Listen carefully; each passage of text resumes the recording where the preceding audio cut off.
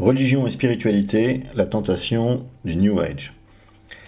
Nombreux sont ceux qui estiment avoir fait le bon choix en vivant leur vie spirituelle en dehors de la religion. Pour eux, justement, la spiritualité devient vraiment authentique lorsqu'elle s'affranchit du religieux. Pour eux, la religion, c'est le contrôle des masses, ce sont les dogmes, l'impossibilité de penser librement, une approche culpabilisante et déviante de la sexualité, le fanatisme, les guerres. La spiritualité, au contraire, viserait à la réalisation et à l'épanouissement de l'individu, la quête du bien-être, de l'équilibre, le fait de cultiver son intériorité, sentir sa relation à la nature, à l'univers, au cosmos, à la terre-mère. Les deux approches sont inconciliables. Elles ont pourtant des points communs. Les deux postulent que la conception matérialiste du monde est limitée, fausse, insuffisante.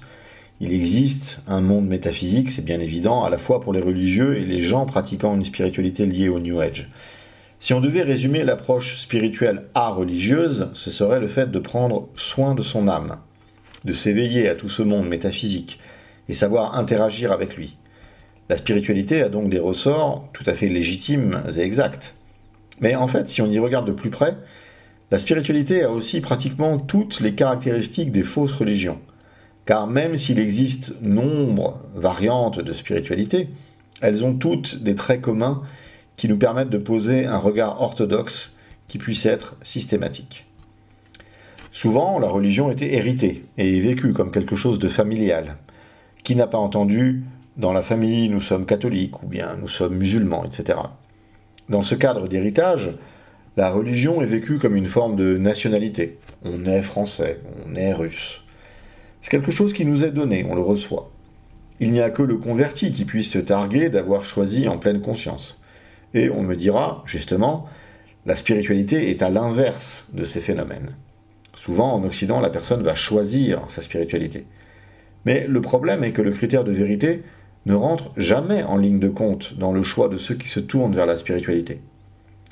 Avez-vous jamais entendu un bouddhiste d'Occident vous dire « J'ai appris le tibétain, j'ai étudié scrupuleusement les textes fondateurs, je les ai passés au prisme de la raison et de l'histoire, et tout me semble ici absolument et rigoureusement vrai. » Personnellement, je n'ai jamais rencontré ce genre de personnes.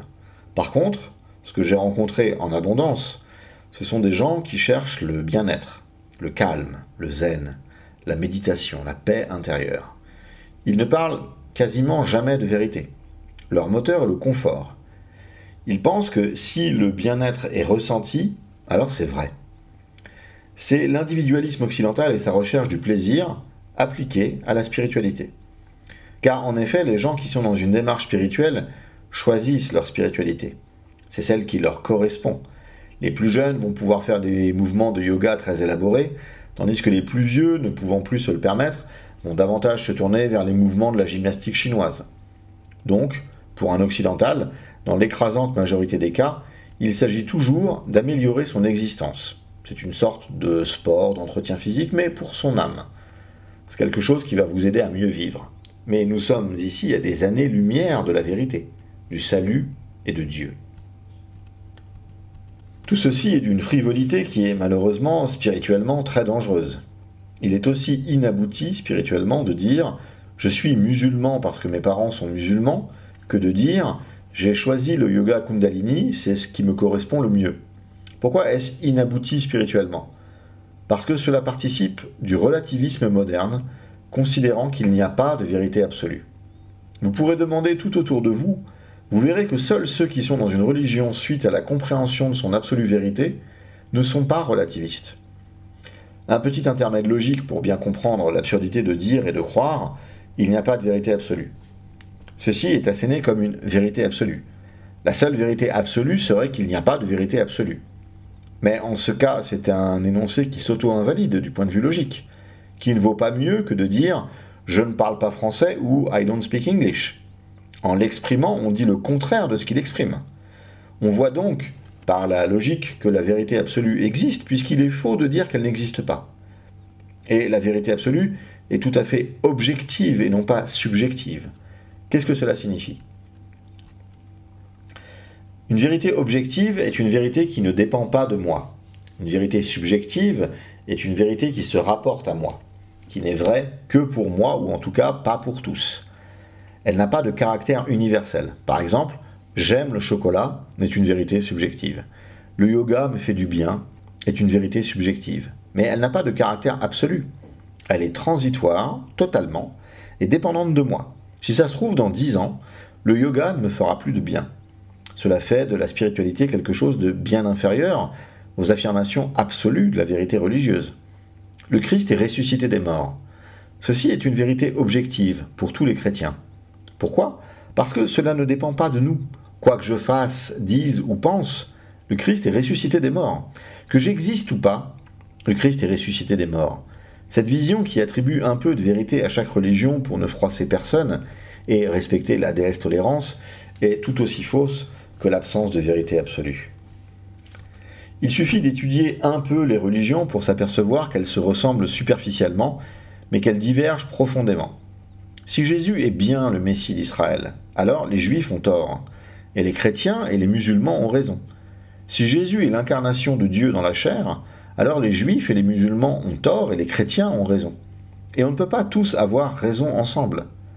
Souvent, les gens égarés dans cette impasse de la spiritualité répondent que l'important, c'est l'amour, et que ces questions dogmatiques sont inintéressantes du point de vue spirituel. Il me faut faire un petit intermède pour définir le mot dogme. Par un travail très efficace des forces obscures, le mot dogme vous a été volé, et vous ne pouvez donc pas le penser dans la liberté et dans la vérité. Ainsi, quand je dis le mot dogme, vous entendez vérité absolue, décidée arbitrairement, qui va contre ma liberté, qu'on me demande de croire aveuglément. Alors que lorsque je l'utilise, j'exprime une vérité absolue, reçue traditionnellement dans une chaîne de transmission ininterrompue depuis le Christ, expérimentée et expérimentable, qui vous permettent d'appréhender ces grandes vérités objectives et absolues, clés de réussite pour votre vie spirituelle. Ces dogmes, il est bien évidemment demandé de les expérimenter, de les remettre en cause, pour éprouver leur solidité et leur permanence. Vous avouerez que la définition qu'on vous en a donnée est bien éloignée de ce que c'est en vérité. Fort de cela, je peux reprendre sur la dimension hautement spirituelle des dogmes. Il n'y a pas opposition entre dogme et spiritualité, mais bien interpénétration. Pas de spiritualité absolue et objective sans dogme, et pas de dogme sans spiritualité. Dire que les dogmes sont inintéressants du point de vue spirituel est finalement une affirmation du fait qu'il n'y a pas de vérité absolue. C'est la déclinaison individualiste, moderne et frivole de cette même idée, il n'y a pas de vérité absolue. C'est une façon de dire « rien n'est plus grand que moi, rien ne me commande, rien ne m'oblige que ce que j'ai choisi ». Mais ici, c'est vous qui vous faites l'arbitre des choses. C'est vous qui êtes la mesure des choses. Vous êtes au centre de tout, donc vous êtes Dieu. Et ainsi, dans une vision chrétienne, votre péché est abominable à Dieu. Vous vous croyez probablement très spirituel, sur la bonne voie, ou je ne sais quel autre mensonge, mais vous êtes parasité par un péché qui vous rend hideux à Dieu. Vous vous êtes drapé de plein de choses qui vous paraissent bonnes, et c'est exactement une des toutes premières choses que Dieu voudrait que vous abandonniez. La prétention que vous avez à décréter ce qui est bien ou mal. Il explique cela au tout début du livre de la Genèse. Il n'a pas caché ça dans le 50e chapitre du livre d'un prophète difficile d'accès. Non. Il a mis cela pratiquement au tout début de sa parole. Il a inspiré à Moïse un texte pour vous faire comprendre que ceux qui fixent le bien et le mal seront donc comme des dieux. Et ceci est une tentation diabolique. Vous passez votre temps à vouloir lutter contre votre ego, contre votre soi, et pourtant, vous avez vous-même défini ce qui était bien ou mal. Vous arrivez à domestiquer les parties les plus basses de votre ego, vous êtes donc passé d'un ego inéduqué et grossier à un ego savant et qui se donne des apparences de maturité. La belle affaire. Mais vous êtes toujours aussi abominable à Dieu. Il faut bien comprendre que ce qui est bien ou mal ne nous appartient pas. Cela ne vous appartient pas. Si Dieu vous dit que quelque chose qui vous semble mal est bien, et inversement, qui donc a raison ? Vous n'êtes pas là pour juger les choses qui vous dépassent infiniment. Si vous le faites depuis une morale. Mais cette morale, d'où vient-elle ? Si c'est vous qui décrétez ce qui est bien ou mal, par cohérence, vous savez bien que vous ne pouvez pas m'imposer vos critères moraux. Vous croyez avoir identifié un certain nombre de choses comme étant spirituelles et véritables. En avez-vous fait l'examen sérieux, malgré l'a priori positif que vous aviez au départ? Est-ce que les grandes phrases du genre « je suis une partie du divin »,« je veux me fondre dans le grand tout » sont des définitions et des buts véritablement sérieux? Quelle preuve avez-vous d'être véritablement une partie de Dieu? Est-ce que disparaître dans le néant est un objectif qui vous semble provenir d'une spiritualité véridique? Ne voyez-vous pas que vous perdez votre temps dans des pratiques vaguement religieuses issues des religions orientales du type hindouisme ou bouddhisme? Je vais maintenant intercaler quelques petites séquences vidéo que je commenterai pour vous montrer les contradictions internes et les impasses de la démarche liée à la spiritualité. Le premier sera bien évidemment le Dalai Lama, interviewé par une journaliste indienne qui essaye de savoir s'il est un leader religieux ou un leader politique. Now, Indian government said when you went to Tawang that His Holiness is a spiritual leader. He's not going for politics. Yes. But the fact is, Your Holiness, that your visit was political. You are a politician in some ways. How is there any getting away from that? That I think actually the some quarter is intentionally politicized. Wherever I go, even you say by some lecture on some university in America or Europe, and Japan, and many places, the Chinese always consider these are political, move like that. So this because of, as I mentioned before, because of their fear. You see, they themselves, you see, they some kind of, you see, the attitude, some kind of threat from outside. So that's actually not. So actually, my main commitment, wherever I go, two things. Number one, I speak on human level. I'm a human being, one of the 6 billion human beings. So every human being wants a happy life and peace of mind.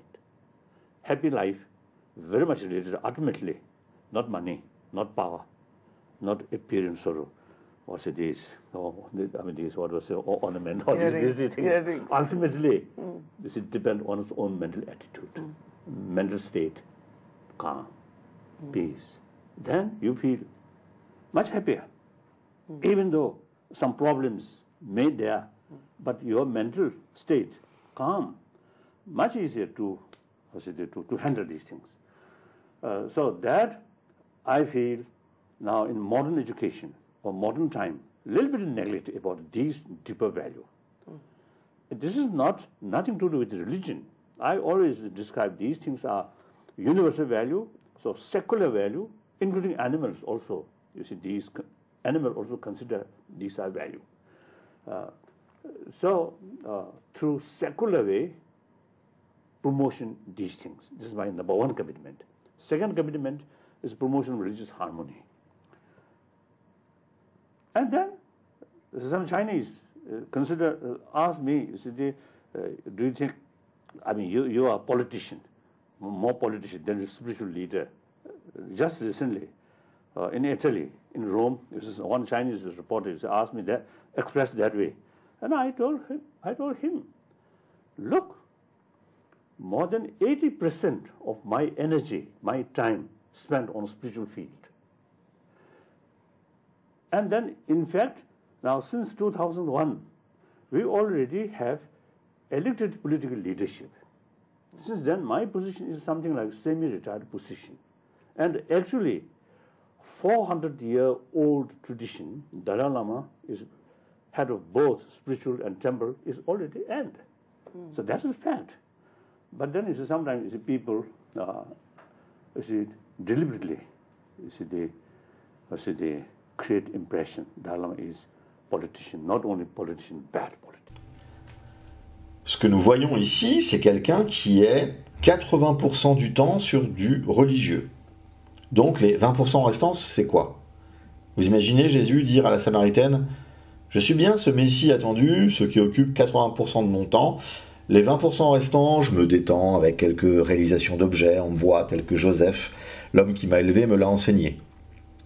Si vraiment tout est illusion, alors l'indépendance du Tibet fait partie de cette grande illusion.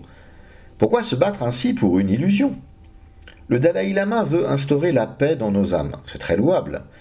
Mais c'est une paix sans le Christ, une fausse paix. Si vous n'avez pas le Christ, vous ne pourrez pas échapper à l'enfer. C'est terrible, mais c'est ainsi. Et donc, en écoutant le Dalai Lama, on arrive apaisé en enfer. Et ça, c'est mieux que d'arriver agité en enfer. Ok, je veux bien vous le concéder. Mais le grand but de tout ça, c'est de ne pas aller en enfer du tout, vous voyez? Ensuite, nous devons aborder la problématique du yoga. Les prêtres sont probablement sollicités pour savoir si cette pratique est compatible avec le christianisme.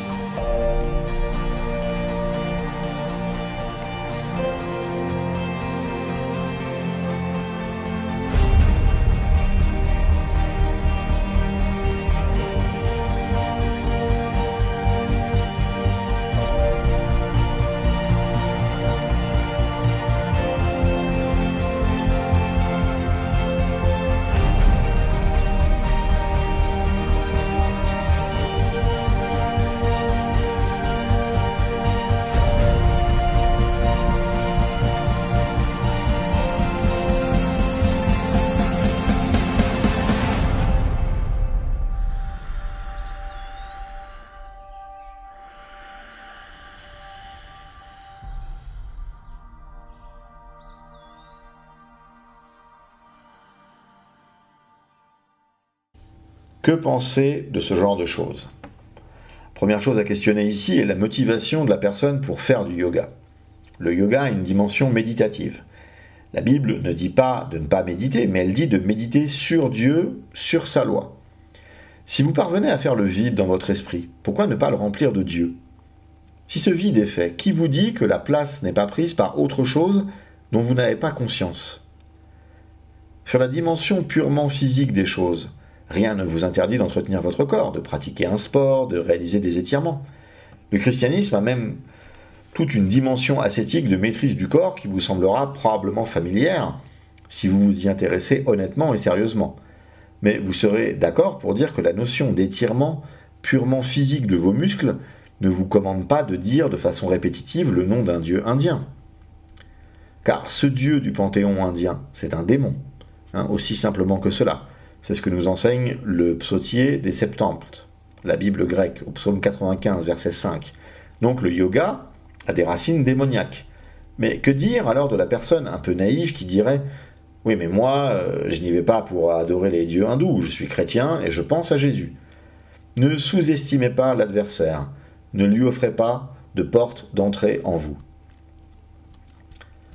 Frères, je ne veux pas que vous ignoriez que nos pères ont été sous la nuée, qu'ils ont tous passé au travers de la mer, qu'ils ont été baptisés en Moïse dans la nuée et dans la mer, et qu'ils ont tous mangé le même aliment spirituel, et qu'ils ont tous bu le même breuvage spirituel, car ils buvaient à un rocher spirituel qui les suivait, et ce rocher était Christ.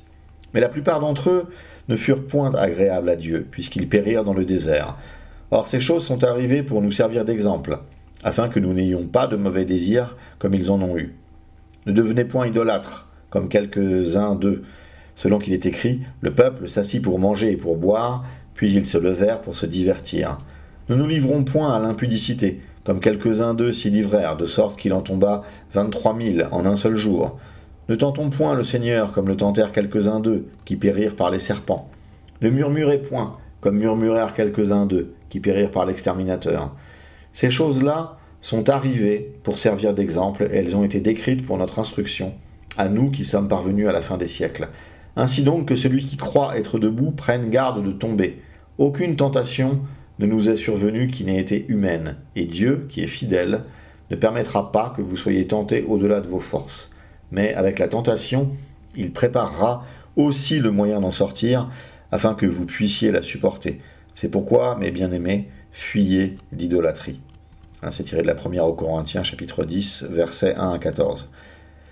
Et si vous êtes, vous, à un niveau qui est non dangereux pour vous, sachez que vous pouvez offrir un mauvais exemple à quelqu'un de moins avancé dans le christianisme. Voyons ce que dit saint Paul dans la première aux Corinthiens, chapitre 8, versets 9 à 13. Prenez garde, toutefois, que votre liberté ne devienne une pierre d'achoppement pour les faibles. Car si quelqu'un te voit, toi qui as de la connaissance, assis à table avec un temple d'idoles, sa conscience, à lui qui est faible, ne le portera-t-elle pas à manger des viandes sacrifiées aux idoles? Et ainsi le faible périra par ta connaissance, le frère pour lequel Christ est mort. En péchant de la sorte contre les frères, et en blessant leur conscience faible, vous péchez contre Christ. C'est pourquoi, si un aliment scandalise mon frère, je ne mangerai jamais de viande, afin de ne pas scandaliser mon frère. Ainsi, dans une forme très occidentalisée de yoga, qui n'a plus rien à voir avec le yoga hindou, 100% idolâtre et 100% satanique, qui est juste une forme de gymnastique dans une ambiance zen avec une musique zen, même ce yoga a priori non dangereux, un chrétien devrait s'en abstenir. Vous pouvez en effet induire en erreur un débutant en christianisme qui va lui se retrouver dans un cours de yoga à prier des démons, croyant que vous faites de même dans votre cours qui n'est que de la gym zen. En Église, nous sommes responsables les uns des autres. Et puis, il n'y a rien dans le christianisme qui soit incomplet et qui nécessite de s'adonner à cette pratique. Vous pouvez faire du sport pour la dimension physique du yoga. Pour la méditation, nous avons quelque chose de 1000 fois mieux, la prière. Bonjour et bienvenue sur ma chaîne de yoga. C'est pas évident de définir simplement ce qu'est le yoga. Il existe à vrai dire des dizaines de définitions et je pense que chacun a vraiment sa propre définition. Le yoga est quelque chose de particulier pour chaque personne qui l'expérimente et qui le pratique dans sa vie. Mais je vais essayer dans cette vidéo de vous donner une définition qui englobera, on va dire, une vision un petit peu plus générique de la chose. Mais pour revenir à la définition étymologiquement, le terme yoga vient de la racine yuj qui signifie unir.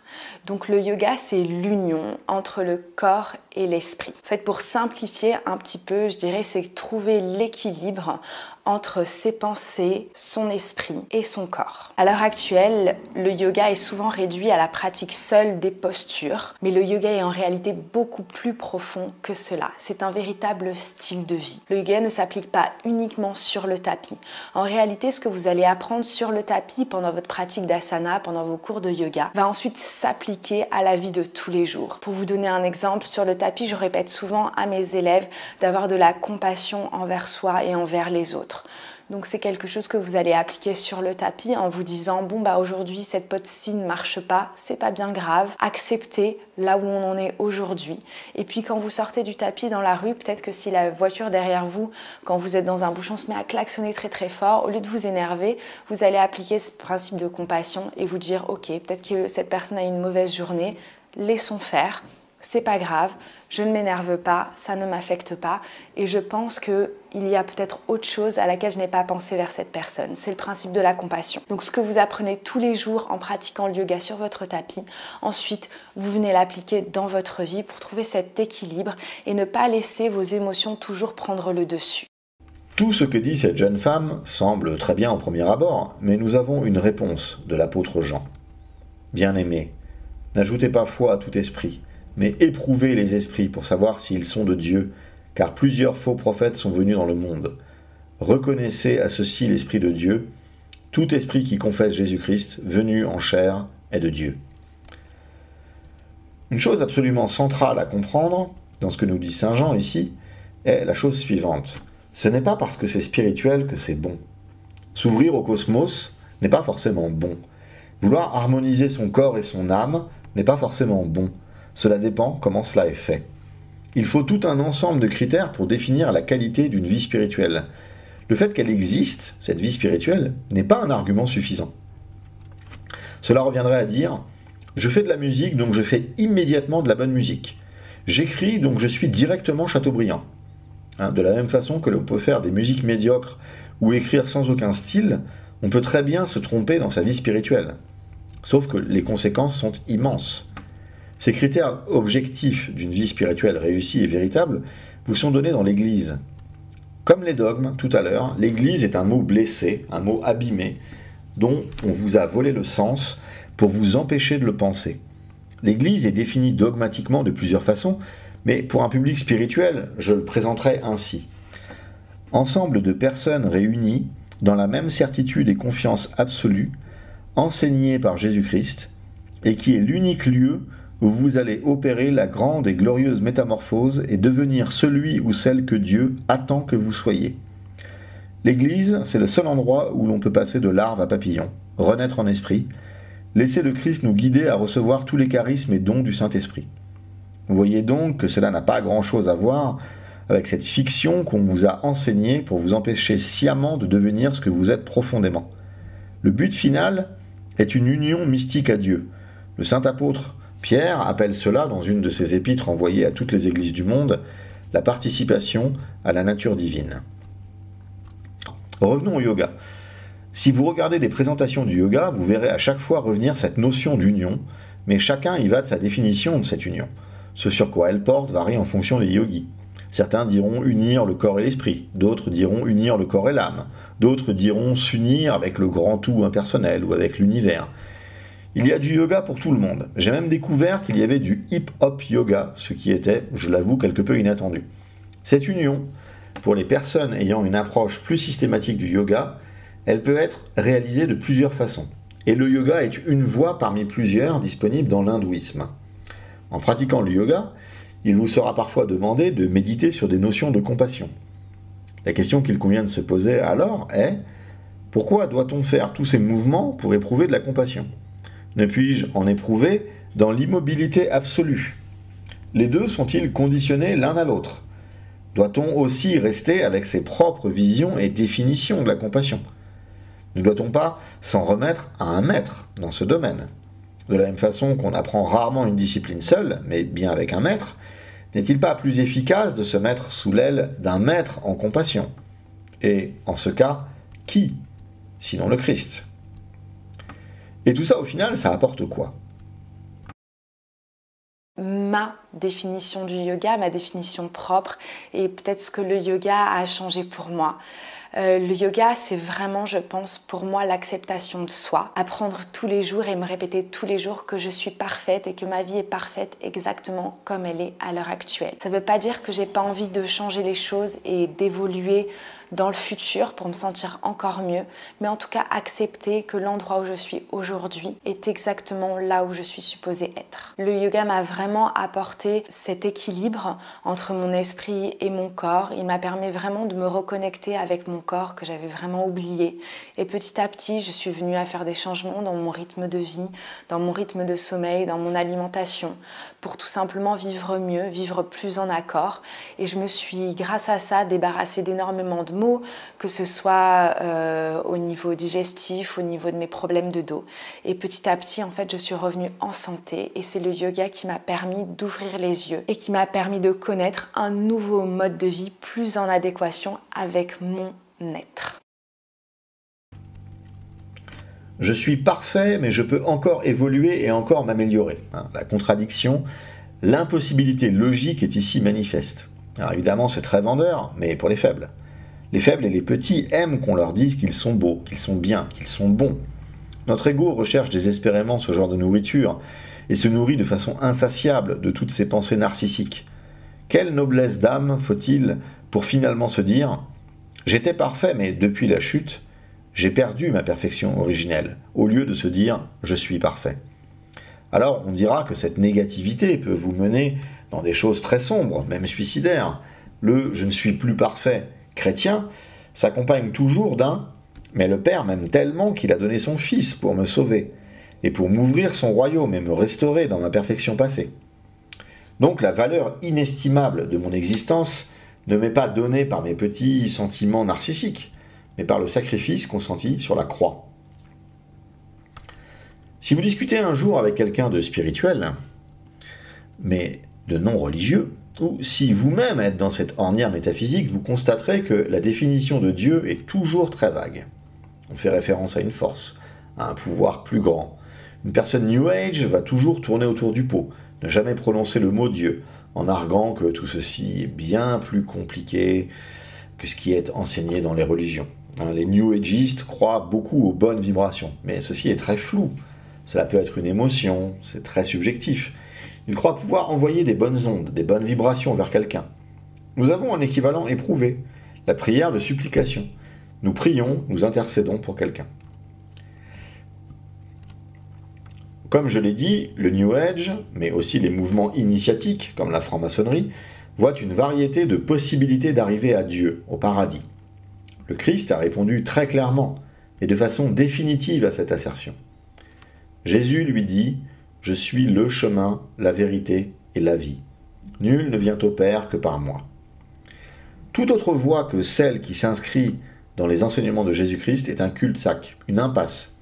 Jésus a-t-il enseigné sur les chakras ? Jamais, pas un mot. Alors pourquoi passer sa vie à les ouvrir pour gagner cette illumination ? Jésus a dit que Dieu était une grande force impersonnelle ? Non. Il a défini Dieu comme un être relationnel avec lequel il avait une relation de filiation. Il n'est pas le fils d'une force, d'un grand tout, ou je ne sais quoi. Dans la spiritualité New Age, on croit discerner la grande loi qui régit l'univers, le karma. Il vous arrive quelque chose de mal ? En fonction des systèmes de croyance, vous payez un mal que vous avez fait dans cette vie ou dans une vie précédente. Ainsi, l'univers est une sorte de grande comptabilité cosmique. Et après, on nous dit que les religions ont une approche simpliste des choses. Mon Dieu. Nous avons, dans la tradition de l'Église, 3 choses qui nous enseignent à voir la stupidité de cette notion de karma. L'épreuve que Job a subie, le passage du Christ sur la croix, et enfin les enseignements du Christ, tels que celui de l'aveugle-né. Jésus nous enseigne que les choses nous échappent. Tout n'est pas explicable. Il semble bien plus intelligent de se référer humblement à une limite que de croire à des choses aussi dérisoires que le karma. Enfin, la spiritualité New Age flirte souvent avec l'occultisme. Tarot, horoscope, écriture automatique, communication avec les morts, ou spiritisme, pendule, etc., etc. J'arrête ici l'énumération. Sachez que tout ceci est démoniaque, et donc logiquement interdit par l'Église. Vous êtes appelés à suivre le Christ, au repentir et à l'amour. Dites-moi donc à quel moment, pour cela, vous avez besoin de tarot ou d'horoscope ou je ne sais quoi.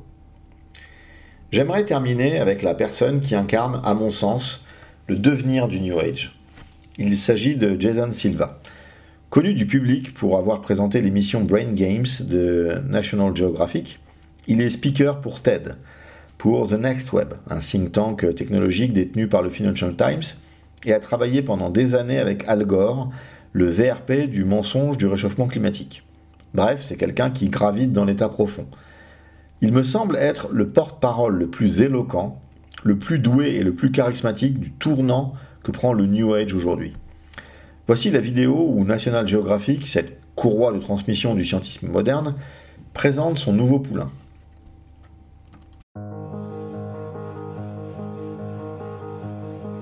I think that I was a restless kid, a very creative but restless kid that wanted answers. So I was afflicted by the bug of questioning everything.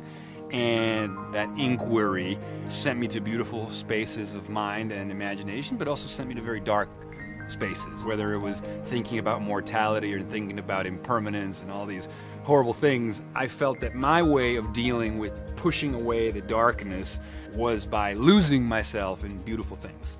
So ineffable, transcendent experiences, the rhapsody of poetry, or the high you get from a beautiful film when it sucks you into its wonderland, or the orgasmic ecstasy of falling in love. Ineffability, magical transient spaces of mind that were characterized by feelings of selflessness and timelessness. So losing yourself essentially became my escape from existential dread. And I felt like it was my responsibility to find a way of clothing these numinous experiences. That's where the verbosity, the desire to bring back these experiences and share them with others has come from.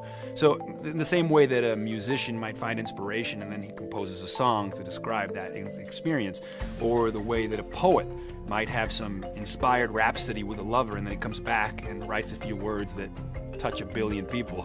People say some things just can't be put into words. I disagree. I think that's a form of laziness. I think that what's magical about words is that they can be used to describe everything. I really do believe that. And so the more complex, sublime, beautiful, and ineffable an experience, the more I want to try and make a piece of content about what that is. It's me, in a way, having a creative battle against ineffability.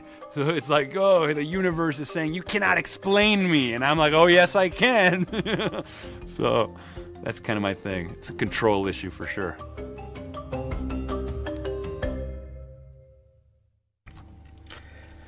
Jason Silva nous explique que dans sa quête effrénée de réponses, il est parvenu dans des endroits assez sombres, questionnant la mort, et que sa réponse a été de se perdre dans la beauté.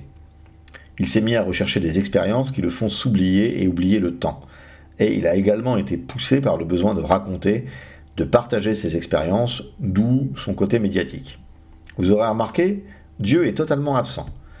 Bon, nous sommes sur National Geographic, rien de surprenant donc. Pourtant, Jason Silva connaît bien les concepts religieux principaux. Il est d'origine juive. Par exemple, il nous donne sa vision de l'infini.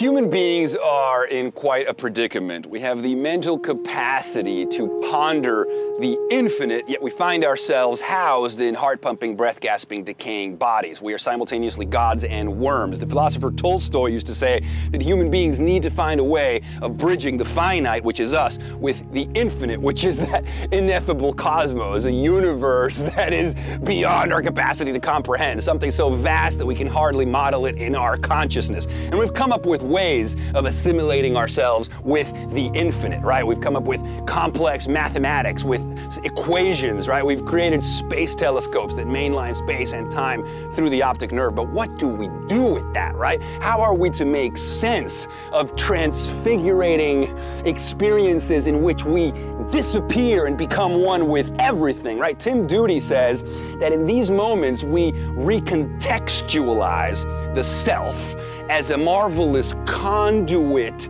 in a timeless whole from which molecules and meanings flow from neurons to nebula and back again. And it is in this dramatic recontextualization that some people experience temporary panic. You know, it's like we're having a dose that is stronger than what we can release into. But if you can slowly, through meditation and self-inquiry and breathing, learn to breathe through the turbulence, learn to deal with the crisis, the supreme ordeal as you pass through the birth canal, you might, my friends, be born into something quite new and exhilarating. You might emerge on the other side of that black hole and step into the light. People talk about it as an out-of-body experience. People talk about it as the moment in which they tasted or they engendered the divinity within themselves. It is possible, my friends. It can be staged, right? Religious ecstasy, intellectual neurostorms, these experiences that mark us, that tattoo themselves in our psyche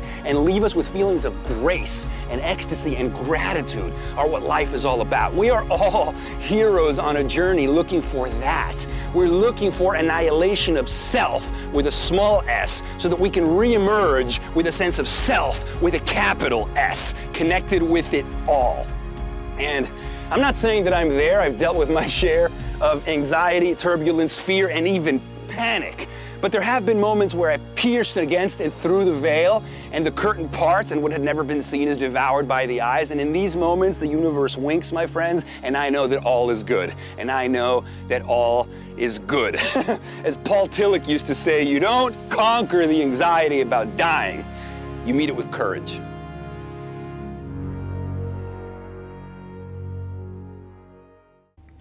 Nous avons ici un bon condensé de tout l'évangile New Age, qui est un évangile totalement satanique et gnostique.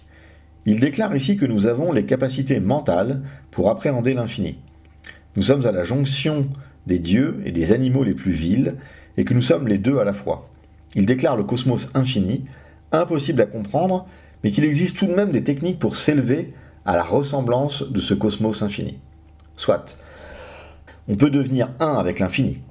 Pour cela, et pour dominer ce processus complexe, il faudra utiliser la méditation, l'éveil à la conscience de soi, et les exercices respiratoires. Il nous est promis ici une sorte de renaissance, un parcours cosmique indicible, permettant d'émerger d'un trou noir pour arriver dans la lumière. On pourra expérimenter le divin en soi, on pourra expérimenter des extases religieuses, ressentir une grâce indicible, une gratitude totale. Il en est sûr, mais ne l'a jamais expérimenté lui-même, nous dit-il à la fin de la vidéo. Il a entreaperçu un peu tout cela, et il sait que tout est bon. Analysons. Qu'avons-nous ici? Via les techniques propres au New Age et par une discipline personnelle, une technique d'instrumentalisation du corps et de l'esprit, nous avons ici une sorte de pastiche de l'entretien avec Nicodème. Jésus nous a demandé une renaissance. Jason Silva nous dit qu'elle est accessible ici. La Bible enseigne une distinction radicale entre Dieu et le monde.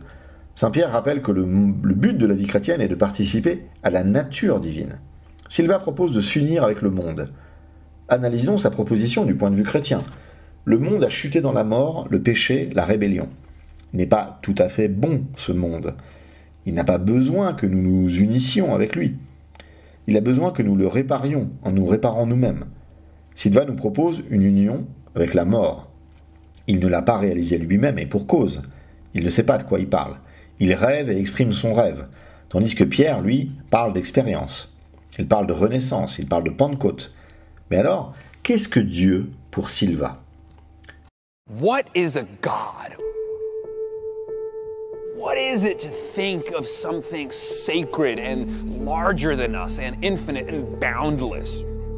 Human history seems to be suffused with this inclination towards a sense of the divine. We want to believe that there is something more. We've wanted to connect with this higher power, with this belief that there's something greater than ourselves, something that exceeds our capacities to understand. And we see gods everywhere, myths and metaphors, old gods, new gods, vengeful gods. They rise and fall with the ebb and flow of all civilization.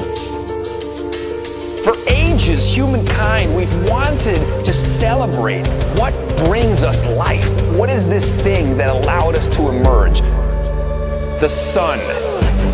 The star. That right there is the source of all of our myths and allegories and hopes and dreams. It gave life to the world, gave birth to life.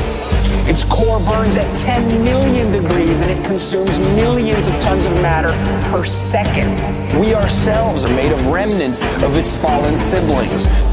The preconditions for our humanness, that certainly is what God is, right? Let there be light.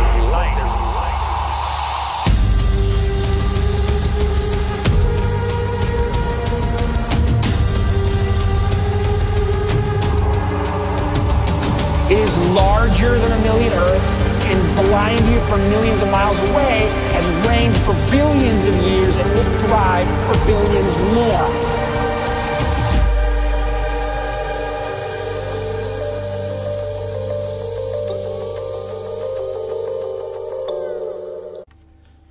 Surprenante réponse de Silva. Il ne dit pas clairement que le soleil est Dieu, ou un Dieu, car le titre de sa vidéo est d'emblée anti-monothéiste, qu'est-ce qu'un Dieu? Mais il nous dit que le concept de Dieu est ce qui nous dépasse et ce qui nous permet d'être. Et il nous dit que le soleil, dans la Vulgate scientiste, répond bien à cette définition du Dieu. Il ne perd même pas son temps à polémiquer avec le Dieu d'Abraham, d'Isaac et de Jacob. Mais est-ce que le soleil peut nous sauver, nous offrir le paradis? Silva va vous montrer que le paradis, c'est nous qui pouvons le créer. Dieu est inutile.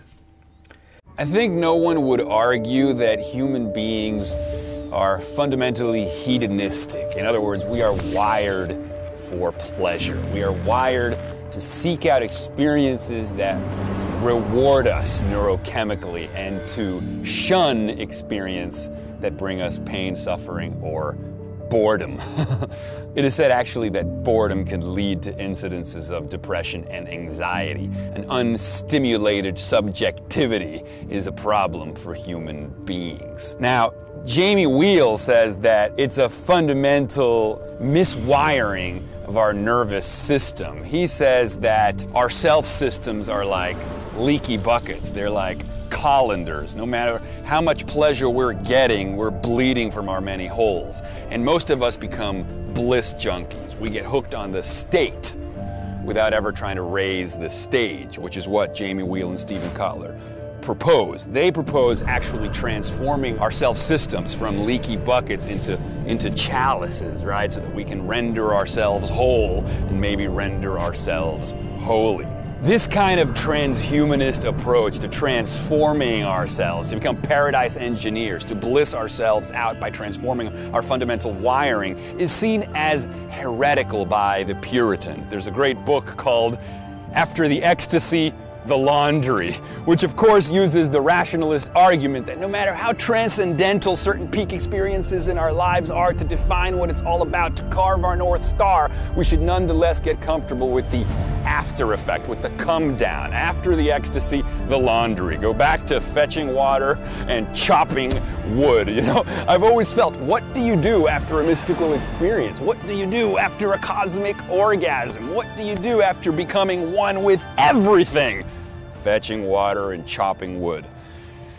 And I guess what I'm saying is that I don't agree with that Puritan mindset of accepting that transcendence has to be temporary, that our fundamental wiring requires us to come down from our bliss and our grace and our highs. And I propose instead something akin to David Pearce's ideas of paradise engineering, of rewiring our hedonic set points and actually transforming subjectivity to engender a kind of godhood of mind.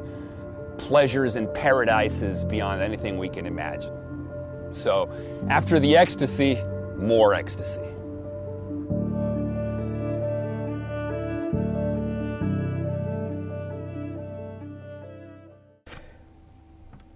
Le paradis New Age est donc le plaisir.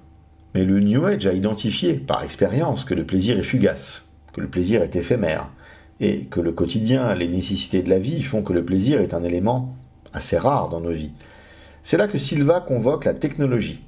Le transhumanisme, dans sa vision, permet une augmentation paroxystique et une perpétuation du plaisir. Mais ici, la technologie devient une composante centrale de ce New Age, qui ne se servira plus d'encens, de tapis et de bougies, mais plutôt d'algorithmes, d'intelligence artificielle et de cloud computing. Silva postule même que c'est la technologie qui nous rend humains.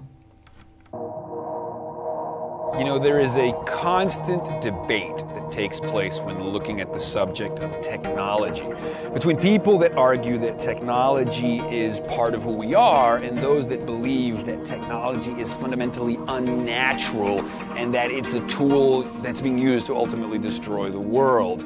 I don't fall into that camp. I echo Kevin Kelly's ideas that stipulate that actually technology is the real skin of our species.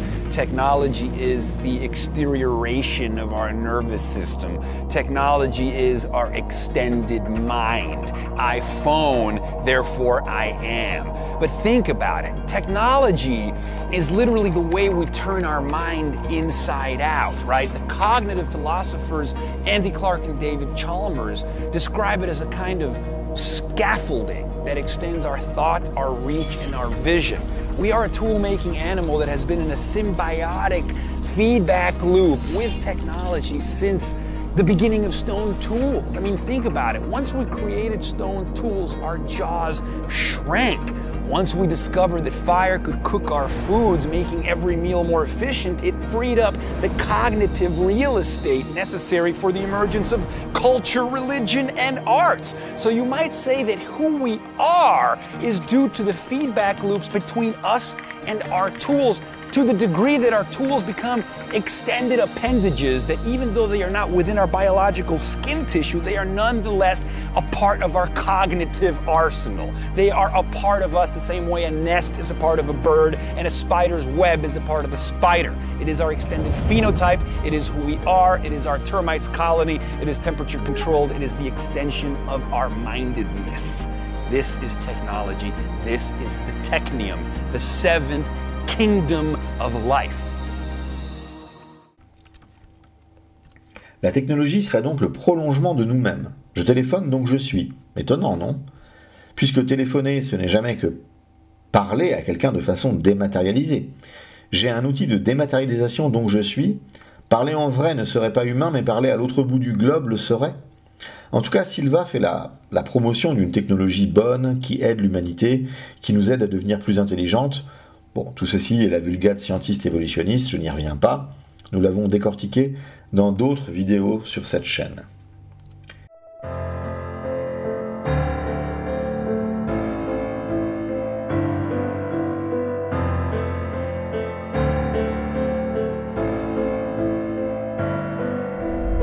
The word entheogenic means God facilitating. And it's this idea that tools and techniques of ecstasy can act as conduits, as mediation catalysts for encounters with the numinous. They are essentially God hacks, okay? It's this notion that we are able to tweak our subjective experience, to catalyze a shift in consciousness that leads us to a kind of God mode. But as McKenna says, do not give in to the astonishment, the realization that reality is but a matrix of perception, that we can pierce that veil, that we can raise the stage is astonishing. It means we are ontological engineers. We are the music makers and we are the dreamers of dreams indeed. We tumble down that rabbit hole, we reinscribe, redefine, re-edit the nature of that rabbit hole. The wonderland becomes our wonderland. The hero's journey becomes the map for our own ecstatic illumination. And I love this notion. You know, Mircea Eliade, the philosopher, talked about techniques of ecstasy. He described shamans as literally ecstatic technicians of the sacred. This is my dream, right? This notion that we actually are able to to create conditions, to create spaces for all of us to become ecstatic technicians of the sacred, that the passport to the numinous lies within, and that we can hack it, that there is a God hack. Oof, it's an entheogenic revolution. Boundaries are being dissolved, we are being reborn. It is our birthright, it is our birthplace. We are as gods, we might as well get good at it. Cognitive ecstasy, metacognitive ecstasy is within.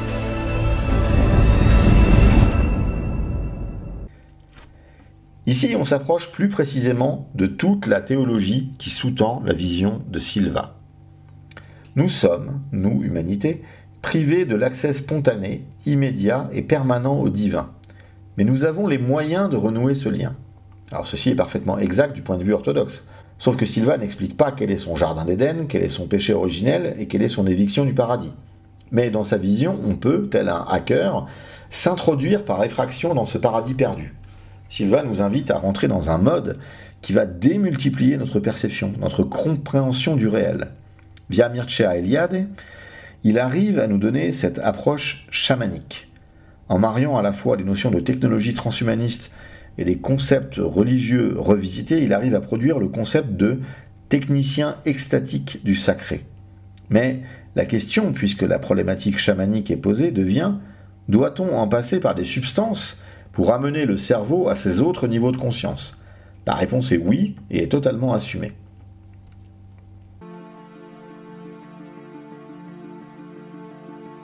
There's a fascinating organization called MAPS, Multidisciplinary Association for Psychedelic Studies. This is a non-profit think tank that advocates for the responsible investigation of psychedelic plants and chemicals and exploring their potential as tools for transformation, for interpersonal transformation, right? And this is a moment that we're living in now, right? We're kind of living through a psychedelic renaissance where all of a sudden people are starting to take these tools, these cognitive technologies that have been used for thousands of years, a little more seriously. We're starting to take out the magnifying glass and stop being alarmist and actually paying attention and studying the potential of these tools, right? So, there's a fascinating article written by Timothy Leary back in the 60s called Programming the Psychedelic Experience. And the idea here was that if you could successfully pattern and sequence the input signals that the subject would receive when he was on a psychedelic odyssey, you could literally assure functional output. You could almost guarantee a functional catharsis, that there would be value to the psychedelic session. And he described the psychedelic experience as a period of increased reactivity to stimuli, both from within and from without. So you are immediately plunged into a dialogue with your own subconscious. Things start to erupt. Things start to emerge. New patterns start to be perceived. And at the same time, the world becomes like a sense-around system. You know, the fidelity, the resolution of the input signals get boosted. So all of a sudden you are overwhelmed, almost eclipsed by the signals coming in. You are like a mind in flight. You are in orbital position. You are seeing the big picture. But if you don't have navigation, if you don't pattern those signals by carefully choosing beautiful music, by carefully curating excellent ecstatic poetry, your reveries that you can read while you are tripping, you know, controlling the environment, hanging around people whose company induces feelings of well-being. By patterning those signals, you're authoring the song, the soul surfing that you're actually doing. You know, people that engage in these mystical states are known as psychonauts. They're literally soul surfers investigating psyche through first-person experience. And there's all kinds of answers that we can find within. There's all kinds of spaces that we can explore. The new space is inner space, and it's fascinating. We need to look deeper into this mystery. We need to explore these numinous realms, these archetypical realms from within. We need to go Carl Jung in our own brains using a cocktail of chemical technologies that will thrust the body-mind into liminal spaces of exploration.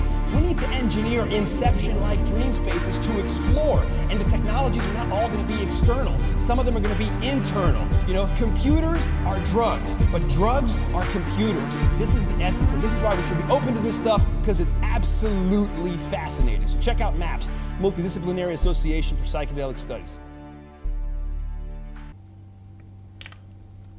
Ceci est une des nombreuses vidéos où Silva fait la promotion de l'outil drogue pour dépasser les capacités cognitives normales. Tout le mouvement psychédélique né dans les années 60 était sous-tendu par cette ambition d'un nirvana qu'on atteindrait non pas en passant de laborieuses années dans un ashram en Inde à travailler de façon ascétique sur sa respiration auprès d'un maître, mais en prenant des substances chimiques précisément dédiées à cette ambition. Vous pourrez comprendre certains messages contenus dans des monuments de la musique pop relativement à cette folle idée. On voit que Silva, dans cette vidéo, est très excité. Vous pourrez la repasser et regarder ses yeux. En réunissant les éléments pour réaliser cette vidéo, je me suis sérieusement demandé s'il n'avait pas lui-même pris quelque chose avant de la tourner. Bon, je ne vais pas perdre de temps à vous expliquer que vous droguer est une bien mauvaise idée, mais je voudrais surtout attirer votre attention sur le caractère de possession démoniaque que cela recouvre probablement quasi systématiquement. Quand vous vous droguez, et c'est là le pont avec le chamanisme, vous vous ouvrez à des cas de possession démoniaque.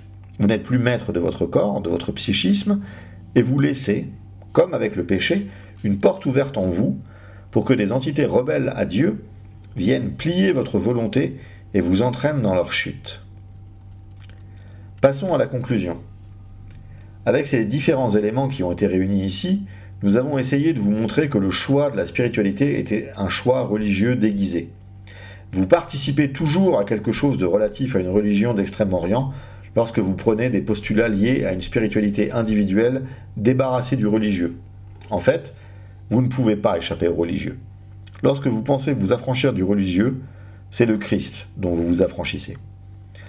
Dans la spiritualité, vous avez déjà plusieurs points positifs à votre actif, car vous avez compris plusieurs choses. Le corps n'est pas mauvais, il y a une union subtile entre notre corps et notre âme, et en utilisant notre corps à bon escient, on peut influer sur sa vie spirituelle.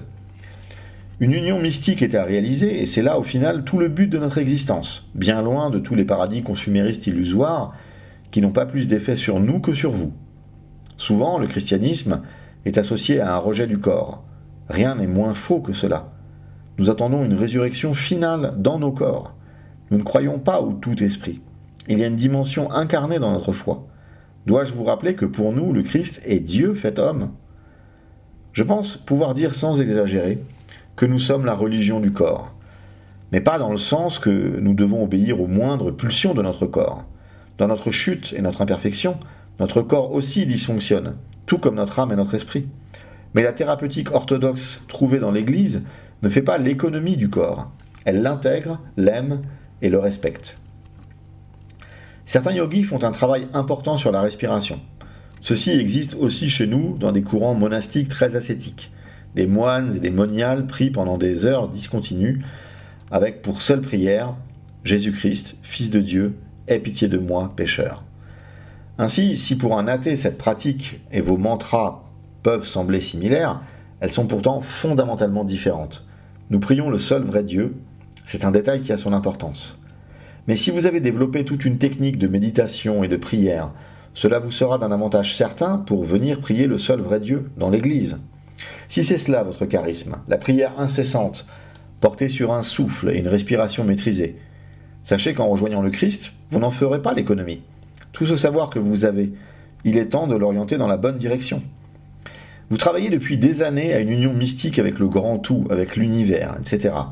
Nous travaillons à la même chose mais avec Dieu. Et dans cette union, j'ai une bonne nouvelle, vous ne disparaissez pas. Dieu vous aime tellement qu'il ne veut pas que vous vous fondiez en lui, mais que cette relation de prière que vous avez nouée avec lui dure pour toujours. L'amour présuppose la relation, il ne peut en être autrement. La question, le défi que nous posons aux gens qui veulent vivre une spiritualité liée à des tendances du New Age est la suivante. Que savez-vous avec certitude de vos croyances actuelles? Décomposons cette question en un faisceau de questions. Qui est le fondateur de votre mouvement? Qui a postulé ce que vous croyez? Croyez-vous être original et novateur dans vos croyances? Ces idées qui vous guident actuellement, quelles sont leurs histoires dans l'histoire des idées et croyances humaines? Souvent les gens se détournent de la religion chrétienne parce qu'ils en ont une image déformée. Ils imaginent que le christianisme est une approche doloriste de la vie, que nous envisageons de traverser l'existence comme une vallée de larmes. Au contraire, nous aimons tellement la vie que nous la voulons éternelle. Nous savons avec certitude que le Christ est ressuscité des morts et qu'en lui nous avons accès à cette vie éternelle. Nous avons fait le choix de ne pas troquer un petit confort éphémère ici-bas en échange d'une félicité sans fin. Cela ne veut pas dire que nous considérons que notre vie doit être misérable. Nous professons un christianisme de la joie. Vous avez pu être touché par un regard, par une parole, par une attitude de quelqu'un sincèrement impliqué dans une démarche spirituelle New Age. C'est un bon départ. Mais ne restez pas dans le New Age, c'est un monde dangereux. C'est une impasse spirituelle très pernicieuse. Venez cheminer avec le Christ, il est vivant. Il est auprès de ceux qui le prient dans son Église. Ne restez pas prisonnier des fausses conceptions spirituelles, ni des fausses représentations du christianisme que vous avez. Vous avez identifié que le catholicisme romain était faux? Vous avez fait le même constat sur le protestantisme? Vous avez de l'instinct. Il ne vous reste plus qu'à découvrir le véritable christianisme orthodoxe. Venez cheminer avec le seul, le vrai, l'unique maître spirituel qui sache donner la vie, Jésus-Christ. Il n'est présent que dans son Église, l'orthodoxie. Orthodoxie signifie foi droite, dans le sens de vraie foi. Nous ne serions pas mécontents de partager cette vérité avec vous, elle est trop grande pour nous seuls.